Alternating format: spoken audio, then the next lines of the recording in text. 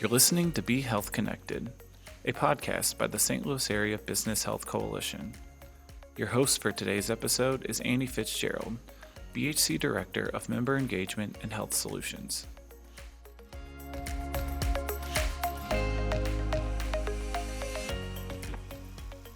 Hello, I'm Annie Fitzgerald, and welcome back to the BHC's Be Health Connected podcast. Since 2001, St. Louis nonprofit BioSTL has laid the foundation for the region's innovation economy with a comprehensive set of transformational programs that elevate St. Louis's leadership in solving important world changes in agriculture, medicine, healthcare, and other technology areas. BioSTL's recruitment arm, GlobalSTL, serves as a navigator to St. Louis's world-class corporate and innovation ecosystem and introduces overseas innovators to major payers, providers, and employers here in St. Louis. In this episode, we are joined by Vijay Chauhan, an expert in global health innovation, to explore how employers can connect with digital solutions from around the globe at the 2023 Healthcare Innovation Summit. Vijay, thank you so much for being here. Hi, Annie. Thank you so much for having us and looking forward to our conversation today with you. Me as well. So to get us started, for those that are not familiar, can you introduce our audience to the work of BioSTL and GlobalSTL and maybe speak to how they've transformed St. Louis into a hub of innovation and problem solving? Absolutely, Annie. So BioSTL is a nonprofit that was started 22 years ago by Bill Danforth, who was the Chancellor of Washington University. And he observed that we have a lot of good innovation in our region. But when those innovators were looking to form companies, there was no ecosystem for them. And they would leave and go to the East Coast and the West Coast, secure the capital, secure what they needed, create huge economic outcomes. And all those other regions were benefiting from our innovation, and we were just a farm system. And so he decided that for St. Louis to be vibrant in the 21st century, we had to build our own innovation ecosystem. And that is the mission that BioSTL was given to do. So what that means is if people are in St. Louis familiar with the Cortex Innovation District, building an innovation district is really important to building an innovation economy. You want all these entrepreneurs to be closely housed, working with each other, and having the shared experience. And so we didn't have any innovation districts when we started our journey. We built Cortex, which was the first one. Then there's another one called 39 North that is in the Creve Coeur area. So we had this idea of innovation districts. There was no venture capital in St. Louis, and our organization catalyzed the formation of venture capital. And then we realized that we had to build St. Louis startups.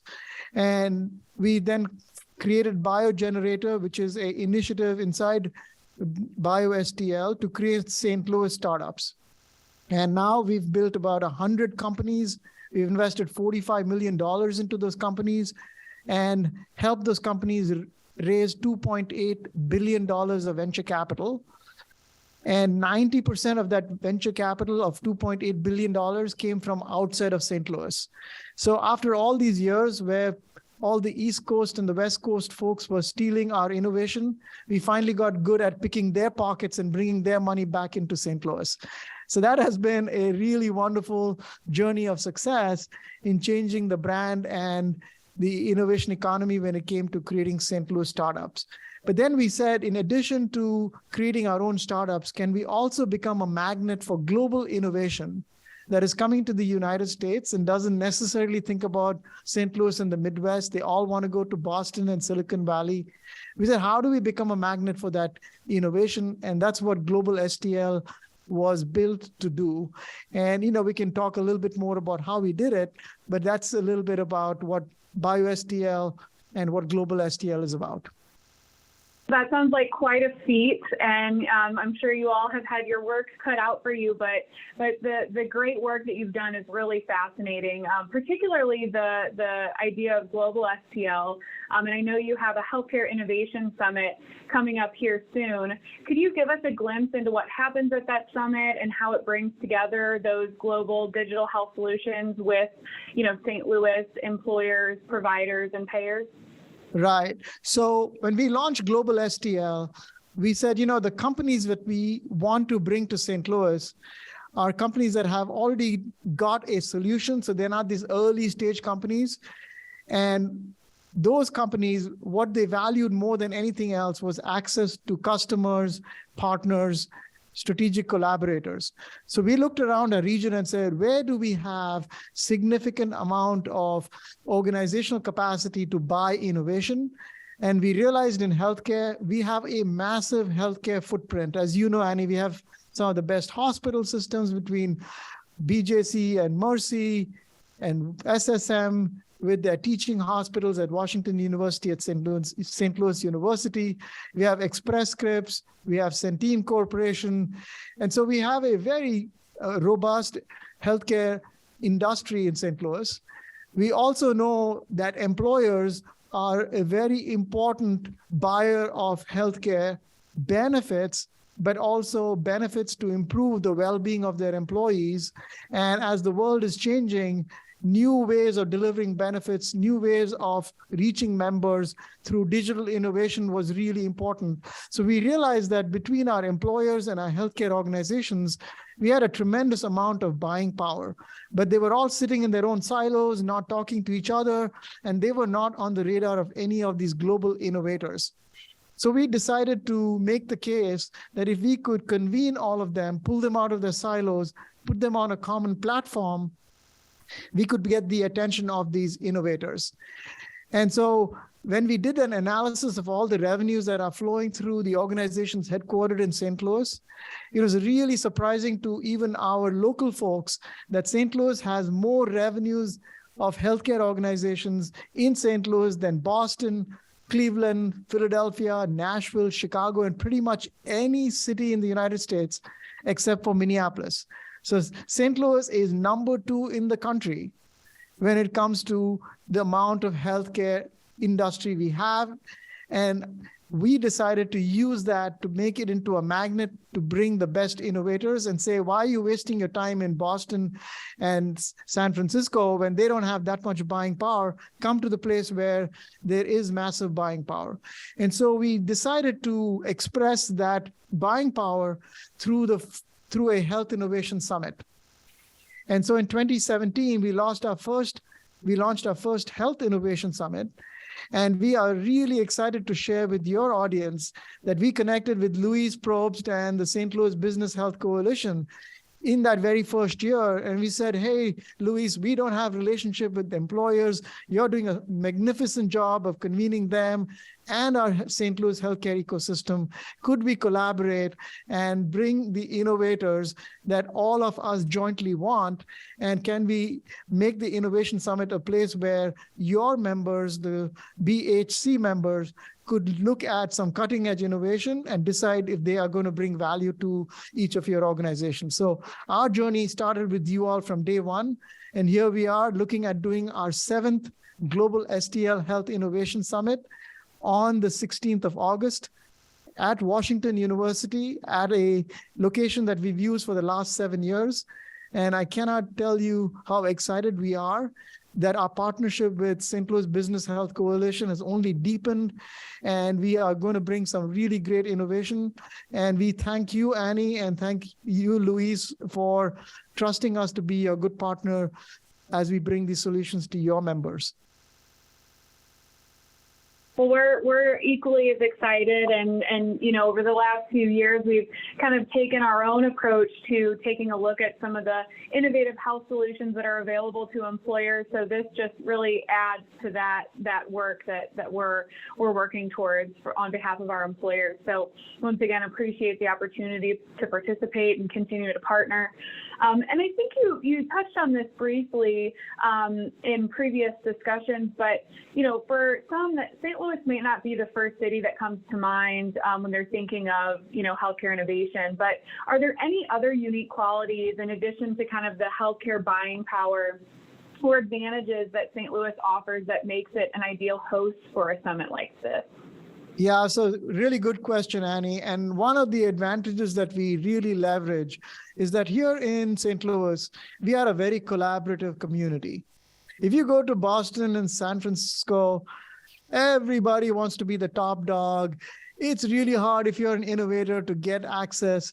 Here, we come together, we figure out how to partner and collaborate. And when we bring these innovators and they experience how collaborative we are, how interested we are in win-win partnerships, our brand really shines. And then, we all know if you live in St. Louis, we have a beautiful city. We have got wonderful cultural assets. We've got a great food scene. We've got great neighborhoods. So these folks are really excited when they come to St. Louis, meet the people, see how interested we are in collaborating and creating win-win partnerships. So we have now, in the last 7 years, moved from why St. Louis, to what is it going to take for me to get to St. Louis and be part of the GlobalSTL Health Innovation Summit, because we now know from all the other innovators who've been there that you guys are the special place for us to be. So we've become the location for global healthcare innovation to coming to the United States and looking at St. Louis as where they want to go. Can you share a few of the priority topic areas that have been identified for this year's summit and really why they're crucial to today's rapidly evolving healthcare landscape? Absolutely, Annie.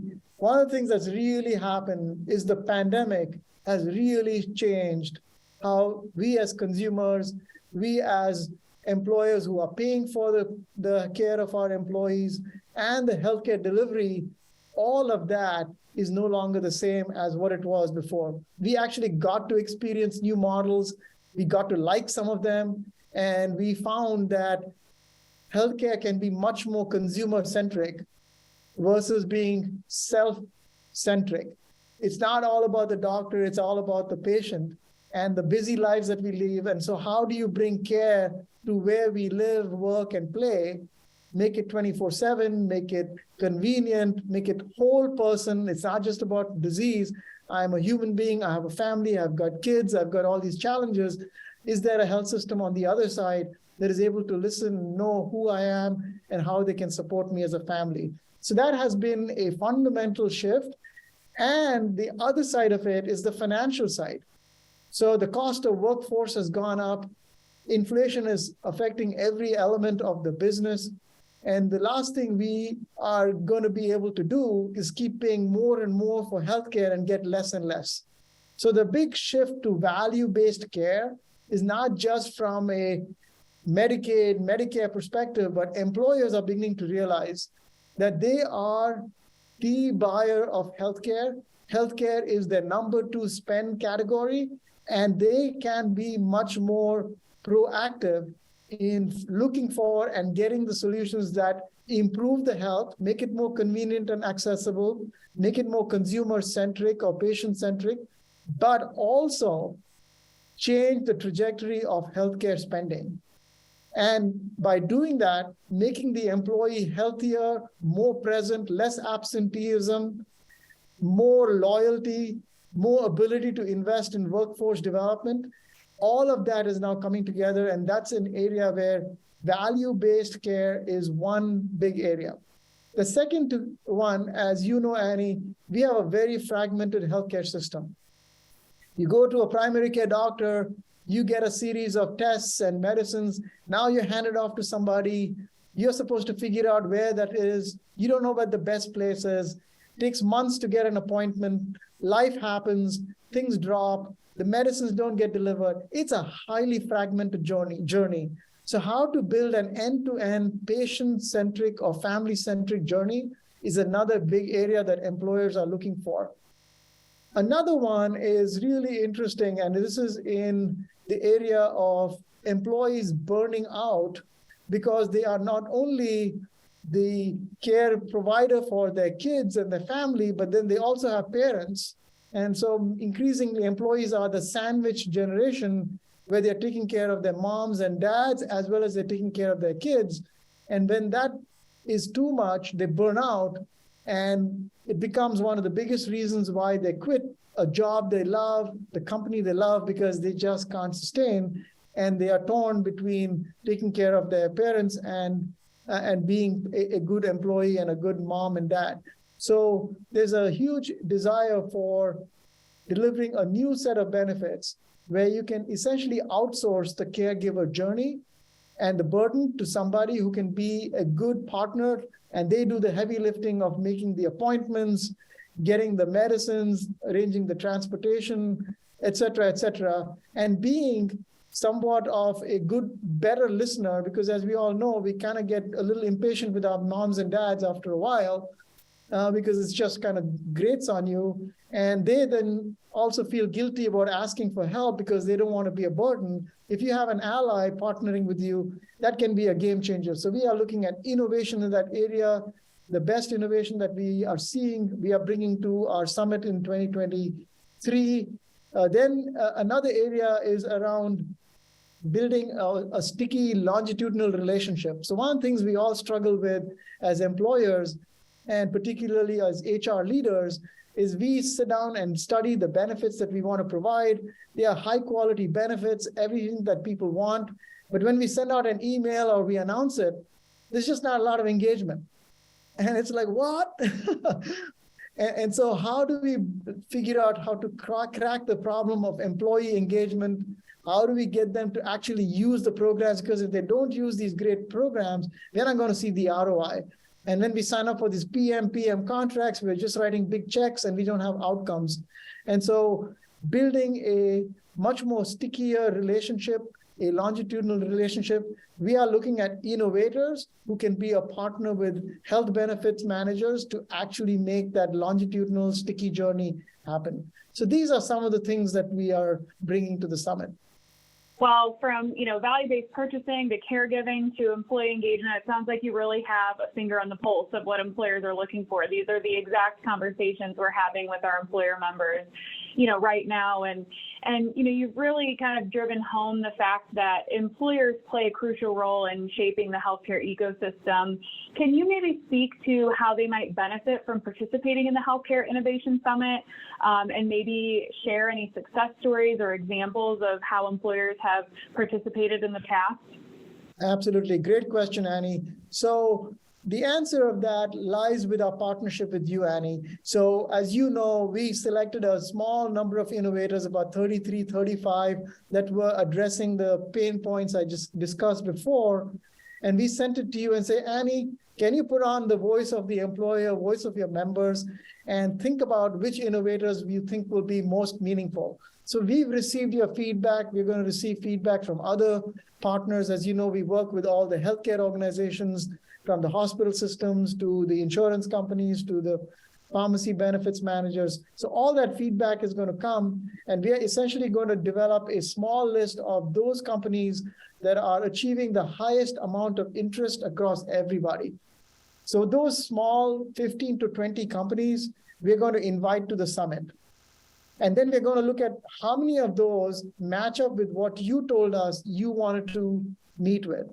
And we are going to develop a custom meeting schedule between those innovators you selected and you and your employee members who can join you in the summit on the 16th at Washington University.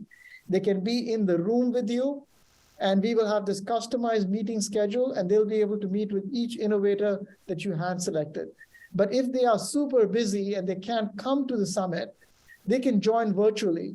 And because we'll send you the meeting schedule 1 month in advance, they will know, oh, that one is on caregiver burnout. That's of interest to me. That's at 3:30. I want to hop in on the Zoom link and spend just 20 minutes and listen and learn.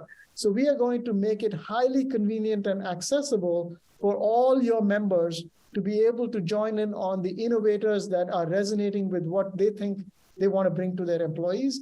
And you will be our convening partner. Without you, we won't be able to pull it off. So Annie and Louise will be in the room. Any other employer members you want to invite are most welcome, not just for this segment, but the entire summit.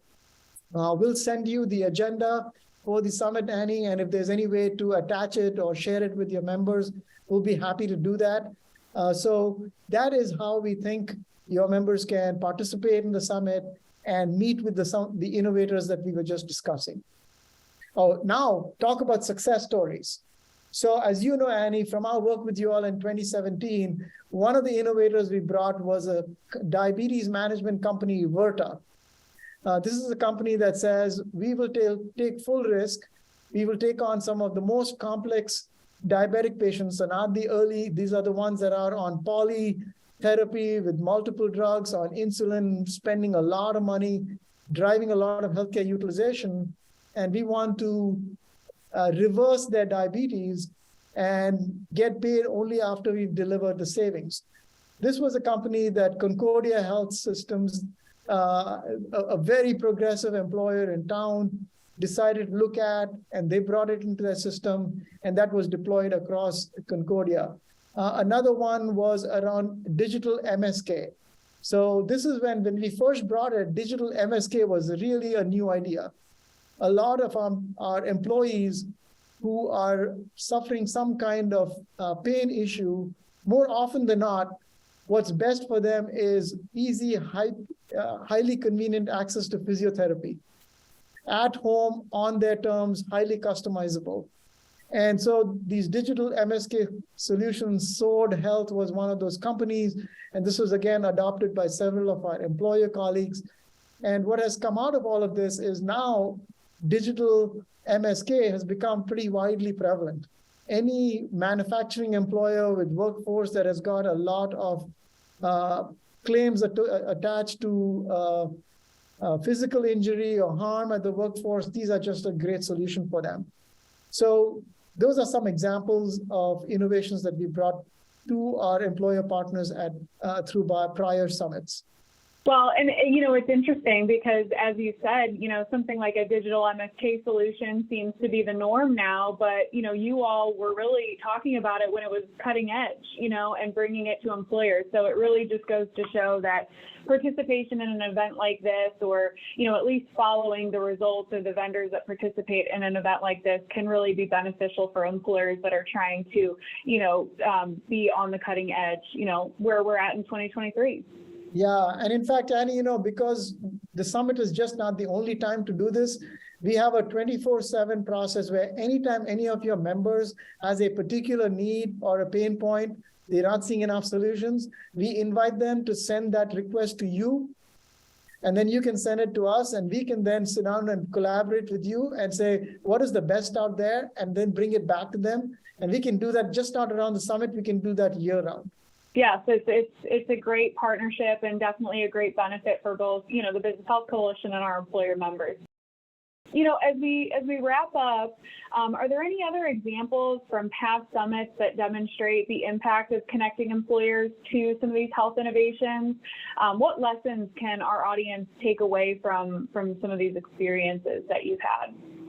Yes, I think one of the big takeaways is we have now moved St. Louis from being fly over country to fly to country when it comes to the best healthcare innovators wanting to figure out where can they go to bring their solutions.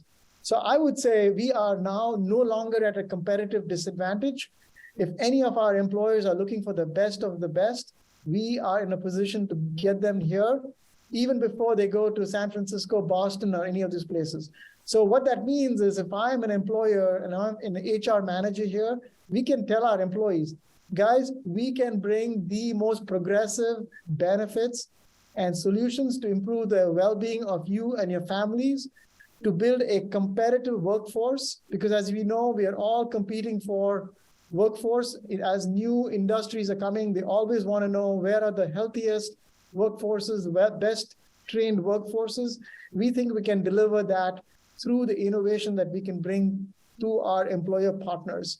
And so we have changed the narrative of St. Louis. And what we need is our employer partners to allow this message to come to their own employees, because, it's so sad. We actually have a lot of folks who are not aware of this great work, thinking about St. Louis still as a place where there's a lot of crime and nobody wants to come here and we don't have a great airport. This is a whole nother glass half full story. And we want our employees to know that, because then they can go and tell their loved ones who are in San Francisco and Boston who have young kids, what are you doing in those places? Come back here. Cutting edge innovation is here. Higher quality life, awesome employers and great benefits. And that becomes a magnet for bringing back the wonderful St. Louisans who left because they didn't think there was much going on here in St. Louis.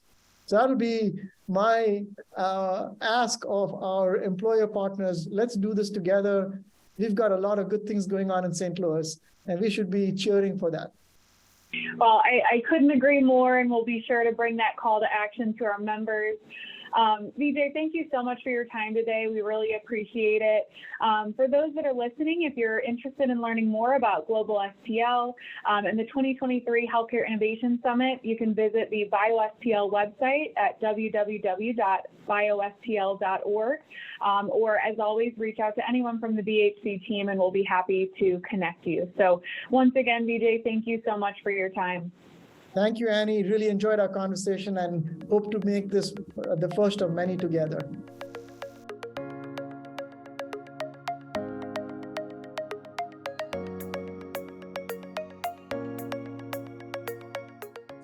Thank you for listening to the Be Health Connected podcast. For additional episodes or to learn more about employer resources available through the St. Louis Area Business Health Coalition, please visit www.stlbhc.org.